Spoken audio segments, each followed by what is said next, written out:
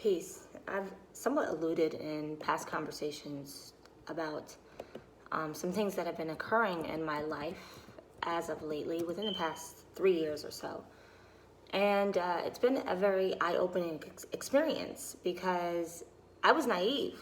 You know, I've told you guys a little bit about how I grew up in a small town in Connecticut, and I had no awareness, despite how hip my parents were, both of them, my mother and my father, about the insecurity of, you know, the nation that I was born and raised in, here in America. When I first heard about, you know, certain like people who were targeted by the FBI, by the CIA, in my youth, I immediately assumed that they, you know, had a reason, you know, like there was like a method to this madness, you know. I assumed, and very, very naively so, because our history in America has shown that people can do, you know, atrocious things to other human beings, and, you know, have really no basis. You know, we're more, there's more evidence of that than not. We can go to the Native Americans and start and stop right there. We can go to the Trans-American slave trade, start and stop right there. We can study Sarah Baartman, and I'm not sure if you guys are familiar with who Sarah Baartman is, but she was a woman who was extraordinarily voluptuous and was actually locked in a cage, like in a museum, where people just basically all day just spectated, like they just observed her, and she was stripped naked, and it was basically a spectacle. They just watched her all day. And so we have so many stories of, you know, people carrying out extraordinarily inhumane things and unjustifiably. So I was extraordinarily naive to believe that the government would really need a reason to target a specific individual, because they've been doing it for centuries. They're more committed to doing that than not. And I went along in life, you know, doing me, like I do, like I always will, and like I, you know, continue to. I'm going to do my music. I'm going to say what I have to say. I'm going to speak my mind. I'm going to speak my heart, and I'm going to be me. And for some people, that's just too much. You being you, just as simple as that, just you being you. And so I'm here to say, you know, and I know that they're probably going to say that I'm, you know, crazy, that I'm paranoid, that I'm, you know, they're going to try and gaslight me. Of course, that's like I said, it's not, the playbook, it doesn't really have any new plays. It's pretty much the same kind of formula, same tactics, same formula. I was watching Dave Chappelle the other day, and it was funny because he was like, you know, talking about like corrupt cops. It was an old bit of his, and he was like, you know, just sprinkle some crack on top. And that's pretty much like their play, you know. But so I moved to DC, and I moved here from back to DC from California because I wanted to be closer to my mother. I have a son, and when I moved to DC, I didn't really consider that Washington, DC, especially just being like a mile and a half away from the White House, is the center of all of these government operations. It's the center, and it's happening everywhere. Big Brother is everywhere, all across America. Go ahead and read my article about Big Brother on my Wix.com, say grace. But anyways, Big Brother is everywhere. Big Brother is spying on all of us through our phones, through our tech, you know, through everything. So it's not just DC, but DC is like the mecca of government operations, right? Like the mecca of CIA and secret operatives and things like that. And it became aware to me, you know, maybe about a year and a half ago, maybe over that I was being followed. And I was told by somebody, yeah, you're being followed. And the former landlords that I had sold this condo, and the current landlords that I have are, I'm not certain if they are government ops, I'm assuming. But basically, like, I have neighbors and landlords that break the law, have absolutely no reason to watch me and dig into my personal life, but they are. Pretty much every single thing that I say, that I do, where I go, what I spend, they are just observing, and they're reporting back to, whatever devil they serve. And I said, this is crazy. I'm like, I'm an innocent civilian. I'm a single mom. I pose no domestic threat outside of this beautiful brain of mine. Why? What would make somebody a target, and who would justify it? Who would allow government tax dollars, your government tax dollars, to be wasted in frivolous investigations? And I'm aware of these things occurring all the time, and I'm sure I'm not the only one. There's probably so many targets worldwide, especially right here in America. And the question is just like, why? And so, why am I not worried? Well, I serve a great, amazing God, my creator, Yahshua Yahweh, who's really the big brother of everybody. Allah, subhanahu wa ta'ala, who's the big brother of everybody. So you're able to really put things in perspective as a believer. God is the big brother. Everything that you do on this earth is going to be accounted for. So you're trying to, ridicule me. You're trying to dig dirt up on me. You're trying to frivolously surveil me. But meanwhile, you're getting monitored. Whether you believe in the all-seeing eye of the Most High or not, doesn't mean that it doesn't exist. So it's, various people. So I have a neighbor over here. Her name is Elise Richmond. She works for the Center for Disease Control. She's a horrible human being.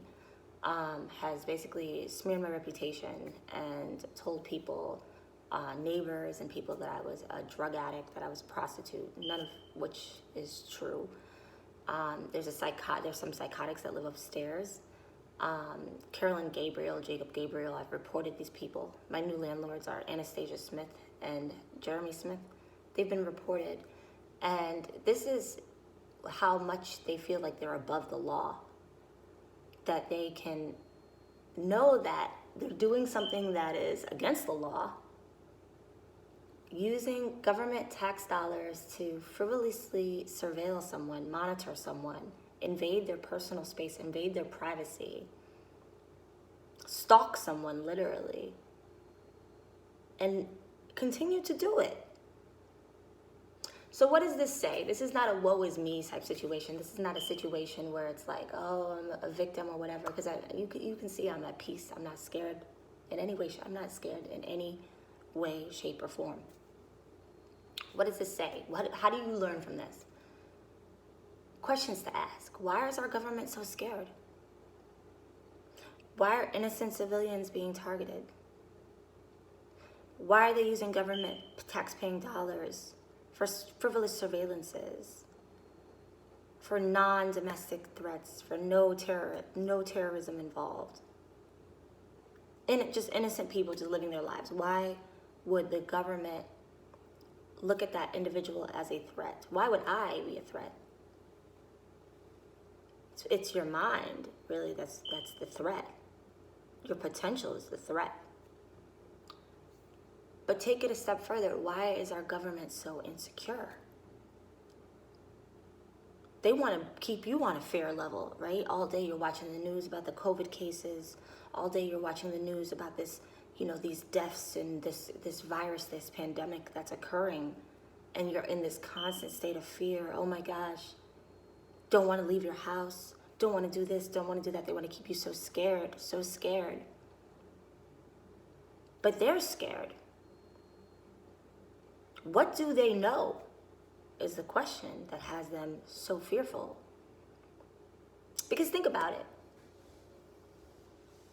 Why would you feel it necessary to gather all of this information about an innocent civilian and a non-threat? Why would you put somebody who's a non-threat on surveillance? watch them, monitor them, see where they're going. What is so scary about that person to you that you got to know what they're up to? Why are you so fearful of that person has no indication of criminal activity whatsoever? If writing a song is being a criminal, then, that's me. So the question really is, why is our government so petrified? Why are they so paranoid? What do they know that most people don't know? And what I believe is, they say it was written. As far as my belief system, as far as, in the Quran and, as far as the way that I believe, it say everything's been written.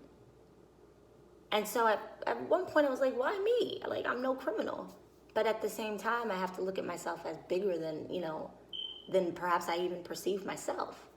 The ones that I refer to, and I'm not trying to be condescending as go-alongs to get along, these are the people that will turn a blind eye to a lot of just really horrible things, and they're non-threats. They're non-threats. And so they know, oh, you're a go-along to get along. They know, oh, you're high all the time. All you do is smoke weed. All you do is pop pills. All you want is, you're non-threat. You're typical. You go to happy hour at Applebees. You just, all you want, you're a typical guy. All you're looking for is some ass, You're not using your mind to ask the right questions, right? You're using your mind just for your lower nature. That's most people. I'm not trying to be condescending, but that's like most people. They just want to smoke their blunts, have some drinks, have some sex.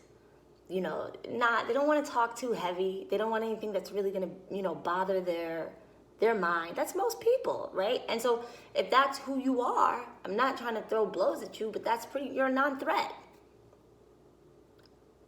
The spiritual beings, the ones who care about the planet, the ones who care about humanity, the ones who care about the children, the ones who are asking the right questions, the ones who aren't using prescription drugs, alcohol, and things of that nature to escape,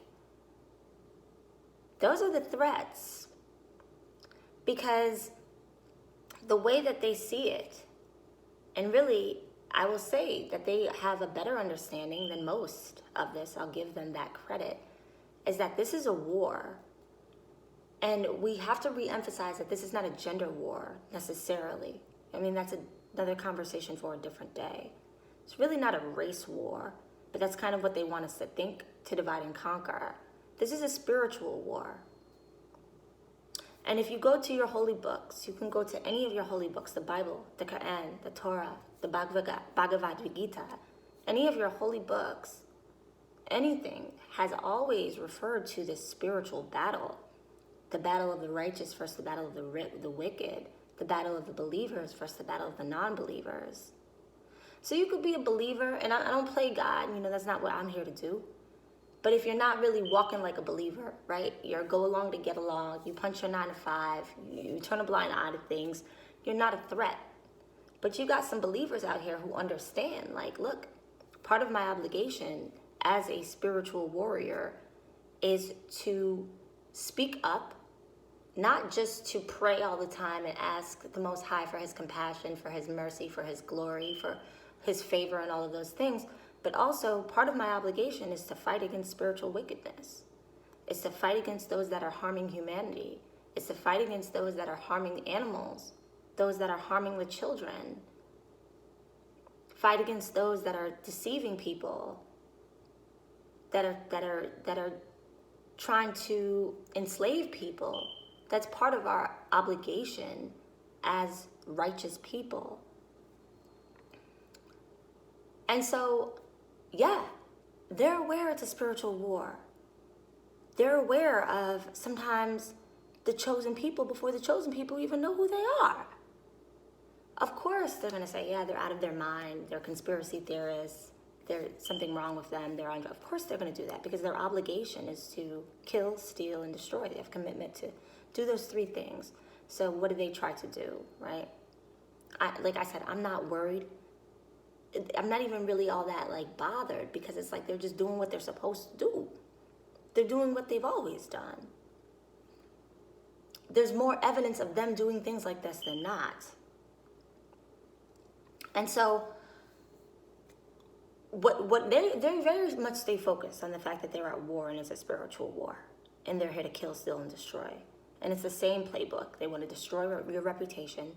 Part of the reason why they tried to destroy my reputation was because they always wanted me to be in solitude, because I would make me an easier target for them. They didn't want me to gather with people. They didn't want me to galvanize. They didn't want me to be around my spiritual family. They wanted me alone. They wanted me isolated. So they killed my reputation. And to me, I used that to my advantage. I said, well, that's great. It's a great thing, because I don't really want to rock with you if you are so easily persuaded. Like they worked for me by destroying my reputation. I'm like, that's great. Because the man that I love, the man that I am going to end up with, is the man that says, I don't care. If I'm a soldier, I need a soldier. I can't have a weak man around me. As strong as I am, I can't have a weak counterpart. Somebody who's so easily this way, easily persuade. Oh, you heard some gossip, so automatically you're, thank you for doing that.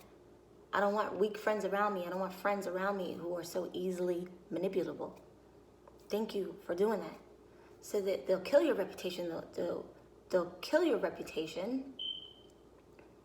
They'll try to steal your joy. They'll try to steal your happiness. Why? Because fear is a very low level vibration. So they want you in a constant state of fear.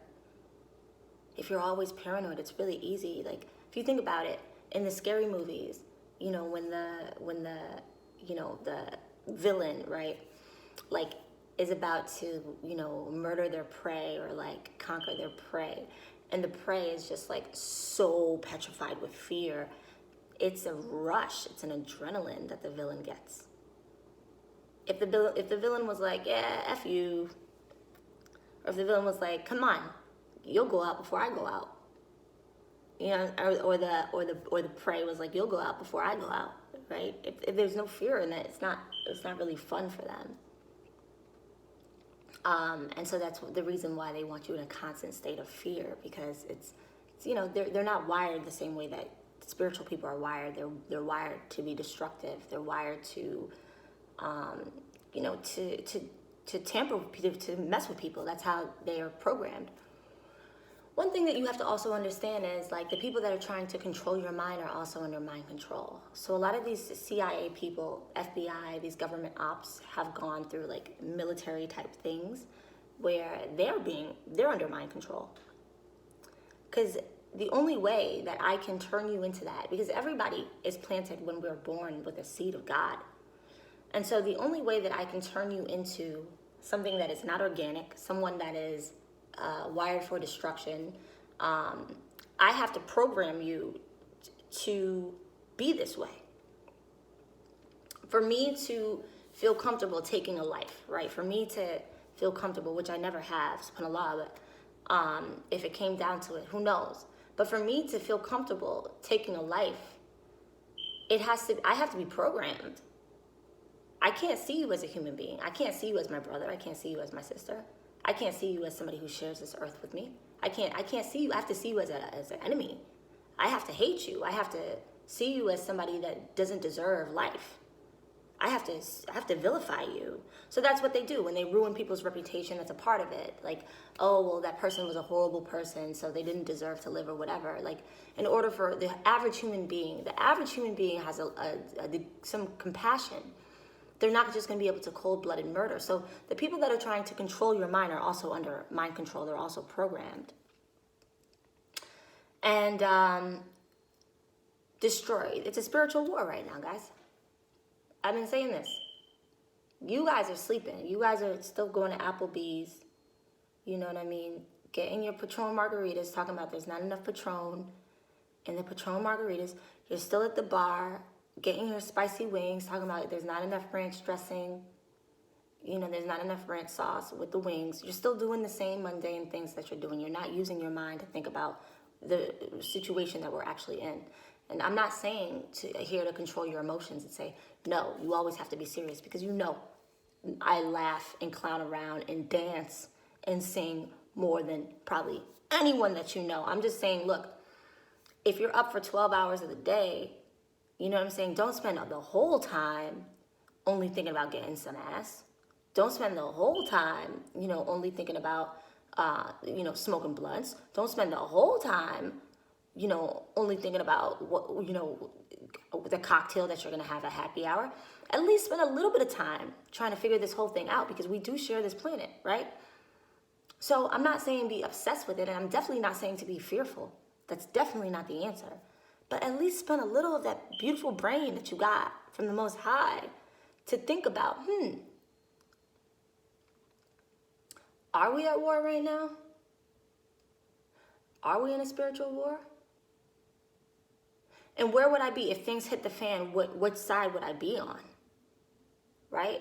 Am I too sedated to even put up a fight? Am I too high and too drunk to even put up a fight? Because that's really what they want. Am I being used? You know what I'm saying?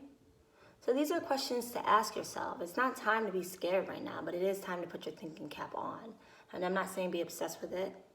I'm not even saying be angry about it. Understand that everything that's happening is happening for a reason. Everything that's happening is supposed to happen. My interpretation of what's going on is, hey, there's a change going on. And really, it's a celebration, in my opinion. It's a celebratory moment for us believers, because the adverse are understanding that there's a shift going on. And right now, they're at the brink of losing their power, because everything has a season. Everything has a season.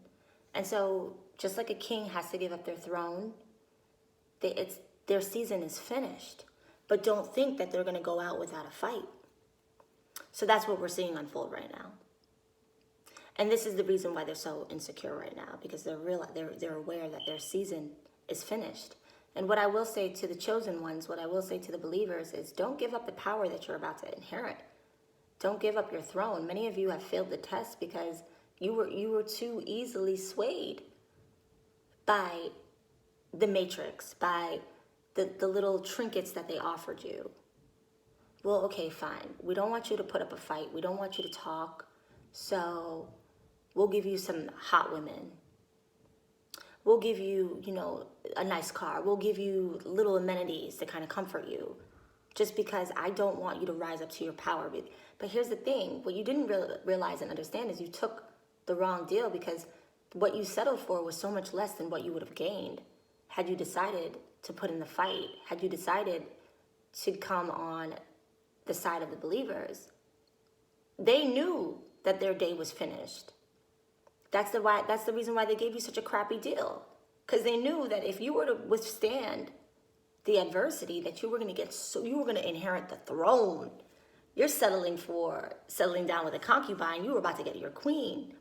You were about to have your 40 acres and a mule. You were about to rule this planet. But because you settled for less, that might have taken that away. So, call me what you want. I'm cool with it. I'm used to it by now. But I'm using myself right now as an example of, awareness. What to do, what not to do, who we're around. Being aware is really key right now. Asking the right questions is really key right now. There's a time for everything. Yes, party, have a good time. I love to laugh, like I said, but take some quiet time with your friends and start asking the right questions. That's all I'm saying. Until next time, guys. Peace.